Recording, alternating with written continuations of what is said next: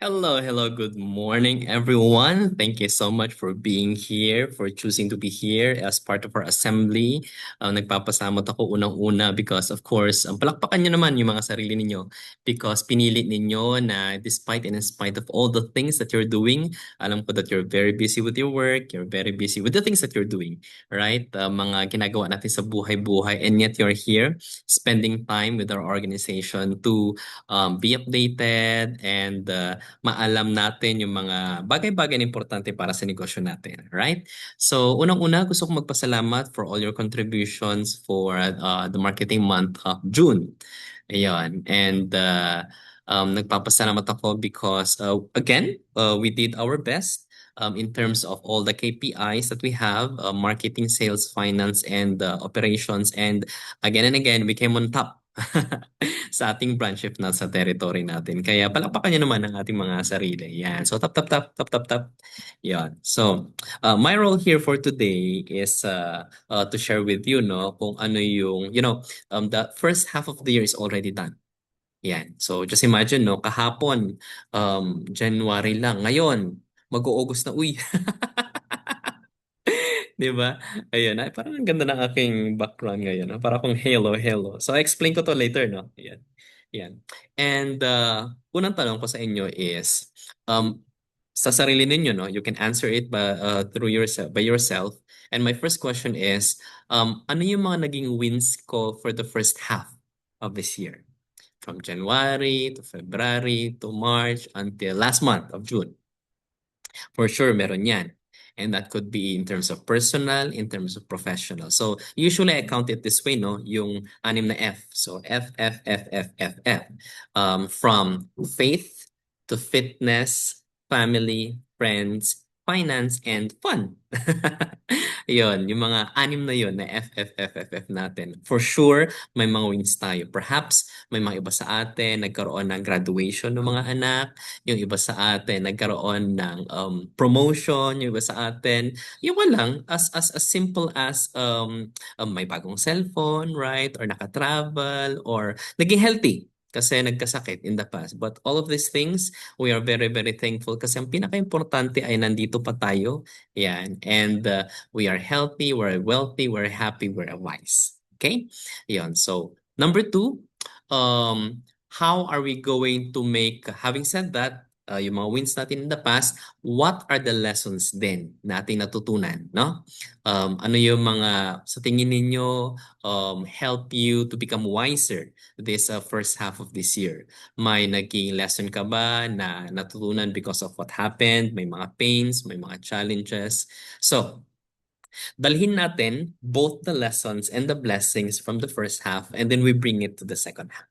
Right? And ang role ko today is kung hindi pa ako ganun ka-happy sa kung ano ako ngayon, ano yung pwede kong gawin now? Kasi syempre, who we are now, sabi nga natin, it's all about accountability. Who we are now is the sum total of, yung affirmation natin, remember? Yan, of everything, ng mga decision na ginawa natin in the past, and mga action na ginawa natin in the past. Kaya tayo ganito. Ngayon, moving forward, it also means that we have the power to decide kung ano tayo magiging for the second half of this year. Pagdating ng December, mas marami ba akong pera? Mas marami ba akong benta? Mas naging yummy ba ako? It will all be decided kung anong gagawin natin at this point in time. Alright?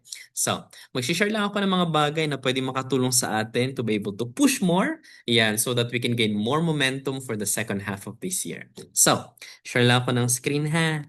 Wait lang. Ayan. Share screen. All right. Okay. Here we go. So, as you know naman, ang ating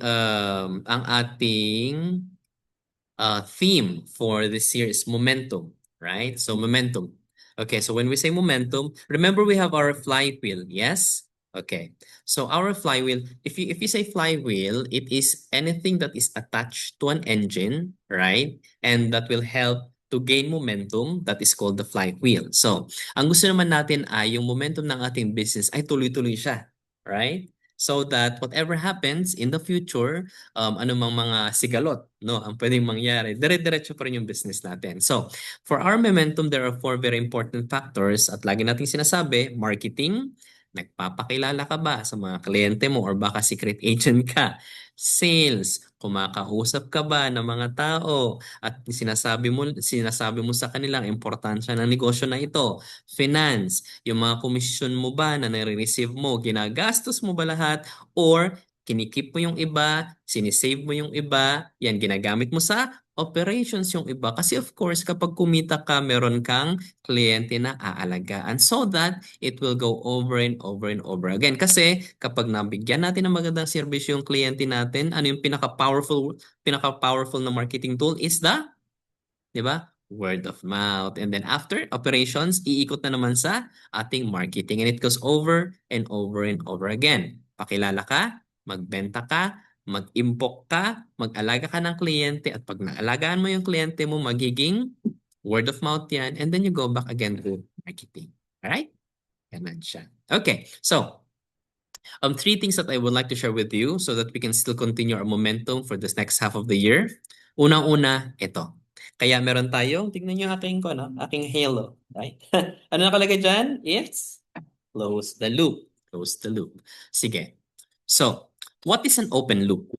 An open loop is anything unfinished that keeps pulling your attention. Alright? So, ito yung mga maliliit na bagay na, alam mo yun, yung kwarto mo na hindi pa nalinisan, yung damit mo na hindi pa nalabhan, yung kliyente mo nagtanong sa'yo tapos hindi mo nabalikan, yung mga pinapagawa ng iyong mga, ano ba, estudyante kung teacher ka, or yung parents mo na ayusin mo. Pero until now, you're putting them off kasi sabi mo, gagawin mo pa siya bukas na lang or makalawa or next week na, right? So, all of these things, maliliit man or malaking bagay, okay? They are pending decisions, promises, and follow-ups, mga unresolved client team or admin issue na hindi mo pa ginagawa.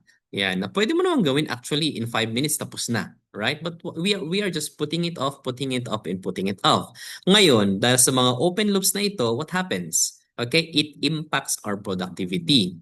So, the open loops quietly consume mental bandwidth. Because yung bandwidth ng utak natin, hindi naman super, right? May limitation lang ito. Pero dahil kinakain nila yung bandwidth ng utak natin, yung ibang konti na lang yung natira para magamit sa productivity. So what happens? It creates what? It creates stress, anxiety, distractions, ano pa? It delays decisions. Tapos yung mga maliliit na bagay, nag-snowball into malalaking bagay. Yan, na dapat tinapos mo noon pa. So, alam na natin kung ano yung open loop. Naisip nyo ba, meron ba kayong mga open loop sa isip ninyo na hindi nyo pa nasisettle? Okay? Ano nangyayari sa inyo? Na-stress kayo, na-anxiety kayo. So, ano yung pwede natin gawin? Simple lang. Okay? We move it from open, unclear, to complete. Okay? So, you complete it. So, what is the next? Ang gagawin lang natin is, what is the next best step? Okay, ito yung unresolved issue. Ito yung open loop natin. What is the next best step? You do it, and the next step, you do it, and the next step, you do it until the loop is closed. Alright? Ayun. So, anong sabi niya dito? Kailan yung due date? I-execute mo, confirm mo, done. I see it, I do it, it's done. Ganun lang siya. So ano maging impact nito? If you close all those loops, we have more clarity, we have faster decision making, better follow through, stronger client trust kasi yung kliyente mo, nireplyan mo kaagad. Less rework kasi hindi mo na kailangang ulit-ulitin yung trabaho mo. And of course, greater momentum. Ito yung gusto natin mangyari, di ba? Ayan. So, kapag sinesend ko ito, sana nagigets nyo. Alright? Ano yung loops ko? Ano yung kailangan kong gawin, the first next step so that I'll be able to do it, and then close it, and then done. So that we can move on to the next one. Kaya tayo hindi nakakabenta kasi ang daming sabit-sabit sa ulo natin, right? So close the loop. Think of three things every day that you can close, right? Para makamove on na tayo sa susunod. Right. Number 2. Ito, what if? Tanong lang, what if? Okay. If someone handed you your dream body right now, would you know how to maintain it? But Or if you were given $1 million, would you know how to grow it? Isipin nyo yan. Binigyan ako ng katawang apaka-ganda, no? Alam ko ba kung paano ito alagaan? Or nabigyan ako ng $1 million. Alam ko ba kung paano ito palaguhin? Right? Kasi ganito siya, guys. The thing that you want, yung gusto mo ngayon, hindi yun ang punto. It's who you have to become in order to get the thing that you want. That is the whole point. It is not the result na gusto mo mangyari in the future, but it's rather, ano ba ang kailangan kong maging para ma-achieve yung resulta na gusto kong mangyari? Gets nyo? So, if I am a person who has $1 million in the future, anong klaseng tao ko? Right? Anong klase, paano ako mag-isip? Paano ako magdala? Paano ako gumawa ng desisyon? If I'm the person who has a very good body in the future, paano ako kumakain? Paano ako natutulog? Paano ako nag-exercise? Right? It's the person that you have to be who has the possibility to be able to achieve the result that you want. Gets niyo? So kaya hindi natin nakukuha yung mga gusto natin sa buhay kasi ang tinitignan lang natin yung resulta, yung prutas ba, right? And then aabutin natin yung prutas and when in fact, hindi natin naiisip, ano ba yung gagawin mo muna? Magbungkal ka, di ba? Magplant ka, magdilig ka, mag-nurture ka, and then you expect fruit? Eh, hindi mo naman ginawa yung mga bagay na yon, di ba? It's who you have to become right now. Make that decision right now to be the person that you need to be na magbibigay sa'yo ng resulta in the future. At ito ka, you don't become that person by rushing through the process, right? What do? You become that person by devoting yourself to the things that you are currently trying to skip and bypass. Gusto mo kaagad-agad, meron ka malaking ipon, hindi ka nga nag-iipon ng konti-konti. Gusto mo kaagad, may 10 kang benta, hindi ka ako kumakausap ng kliyente. Gets nyo? Yan. So that's number 2. So, tanong. Okay? What if I were the top agent of this organization sa BG? Okay? Sa BG lang muna. Kung ako yung pinakamagaling na ahente natin dito, ano yung activity na ginagawa ko consistently? How do I conduct myself with a client? Nag-i-improve ba ako in terms ng knowledge, attitude, skills, and habits ko? May kakayahan ba ako? May knowledge ba? May galing ba ako? Yung skills ko ba? In terms of communication, in terms of client presentation, ano yung habits ko? Nagigising ba ako ng alas 10 ng umaga? Right? Anong mindset ang meron ako? And how do I take care of my clients? And many, many more. If I were the top agent, what kind of characteristic do I have para masabi na, kaya pala ako ang top agent because these are the things that I do and these are the things that I am. Okay? So, what if BG is a top team nationwide? Tinatanong ko din sa sarili ko yan, actually. Because we are the top 10 already out of more than 12,500 agents, right? All over the Philippines. And we are number 10. Paano ko matanggal yung 0, di ba? If we're number 1, anong klaseng knowledge, attitude, skills, and habits ang meron sa mga ahente natin? Or how are we running our business with our clients, with our agents, with our leaders? Kumusta ang network natin? Meron ba tayong mga personal network and organizational network? Anong mindset and philosophy do I have as your leader and yung mga ahente din natin? How do I personally conduct myself internally and externally? And many more questions to ask ourselves. Right? So kaya pala, siguro, hindi pa tayo naging top 1 kasi yung kalidad ng leadership at yung kalidad ng ahente at yung kalidad ng mga staff, hindi pa siya pang level 10, ay pang level 1. Right? So, di ba? Kumusta yung skills natin, kumusta yung knowledge natin, attitudes and habits natin. So, kailangan pa rin natin mag-level up. Mag-level up, mag-level up, mag-level up in such a way that we become the organization that will give that kind of result. And lastly, always remember, basahin natin, your future is built by what you repeat, not what you want. Again, your future is built by what you repeat, not what you want. The reason kung bakit wala nagiging improvement or pagbabago ng buhay is because the things that you do right now are the same things that you've been doing all over again before pa. Kaya yung mga taong nakakasalamuhan natin na nakakakwentuhan natin na laging kinukwento na lang ay yung buhay niya nung ano ba yun? Panahon pa ng hapon, right? At hindi na naka-move on, wala naging progress yung buhay. Layuan nyo sila, please. Huwag kayong makinig sa kanila because ang gusto nating mangyari, magkaroon tayo ng change sa buhay natin. It will never change if we all live in the past. Okay?